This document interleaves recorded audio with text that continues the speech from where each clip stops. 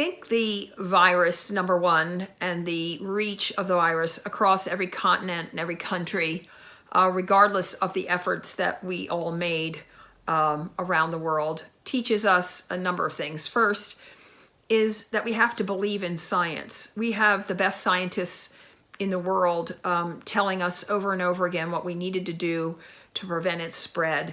We have scientists in the climate world, in the biodiversity world, telling us that mixing human beings and animals and encroaching on territories was a very bad idea that would lead to pandemics of this sort.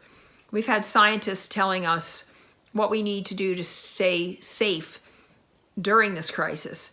And unfortunately, all of us, from our leaders to individuals, many of us anyway, have found it impossible to believe in the science, and therefore we act in our own self-interest. And I think that's one of the greatest lessons of this pandemic, is the need to believe and trust in scientists who are there to provide data and information, all of which is available for us to interpret and behave accordingly. I think the other great lesson of the pandemic is the need to be prepared. And whether you're talking about climate change, or you're talking about COVID-19, or you're talking about Ebola, all of these issues are in a way related to each other, and being prepared for them when we have the scientific data, when we have the information, we have the capacity, and we're ignoring it, is another great lesson of the pandemic.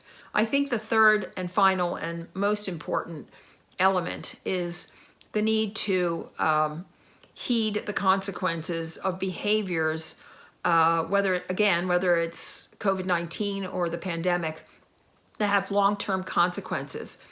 Most of us live for what's in front of us, for this day or this week, and planning for the future is something that human beings as a group are not terribly sophisticated at or preparing for when it comes to threats that aren't known at the time. And so we have to understand that, at least with climate change, at least with pandemics and other issues that will affect all of us, that the need to think about the future, to plan for the future when it's so difficult for us to do so, is probably the third and most important lesson of the virus.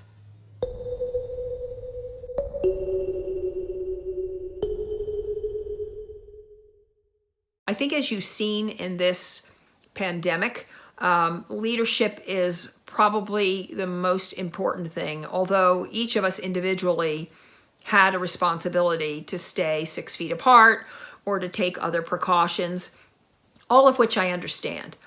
But I think for someone from the environmental community, while we are always promoting individual behavior and the importance of individual behavior, I think the single most important action that an individual can take is to understand the importance of and vote for leaders who care about long-term consequences and who are willing to prepare for the future. And I think in the case of this particular virus, you've seen countries where leadership was quite in evidence. Governments, NGOs, faith groups, everyone worked in unison and stepped up to the plate to make something uniform happen in their countries. And those countries were rewarded with low COVID deaths. They were rewarded with less of an economic strain.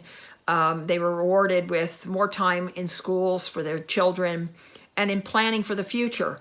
And in other countries, many of which are obvious, the pandemic spread like wildfire for lots of reasons, the most important of which were the leaders failing to consider globalization as important, understanding that, like climate change or environmental issues, whether it's oceans or other issues, biodiversity loss, it has impacts way beyond your own borders. And so I hope that when we do take that individual action to prepare for future crises, that we not only prepare ourselves mentally for what can happen, but also that we elect leaders who will actually care about both short and long-term consequences, because unless you care about both of those issues, you can't solve an issue like a pandemic that travels invisibly and without the slightest bit of concern for country borders.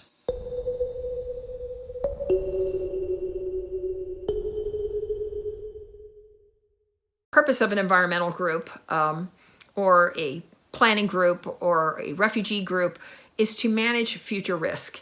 And we share that with corporations and governments. And so the most important thing, I think, in recognizing how we deal with global crises, climate change, water resources, oceans, COVID-19, economic downturn, is to view the world as a risky place and do your analysis, do your planning, create your programs, create your businesses, manage your governments in a way that minimizes risks, both for the economic system, for individuals, and certainly for the future of our planet. And I do think most people would agree, we're all in the same business. And once we recognize that, we can work together much more effectively to manage those risks, to plan for the future, and to prevent crises like these, climate change, COVID-19, discrimination, all the things we're facing now. We have to learn how to manage those risks and plan for them accordingly. As we all know, this has been not just devastating to us and from a mental health perspective and from the extraordinary deaths worldwide, but the global economic downturn will have long-term consequences for environmental protection. And so if we work together, if we manage those future risks, I think the next time this happens, if it ever does again, and certainly it is happening with climate change, that perhaps having that interest in and focus on risk will allow us to avoid these kinds of crises in the future.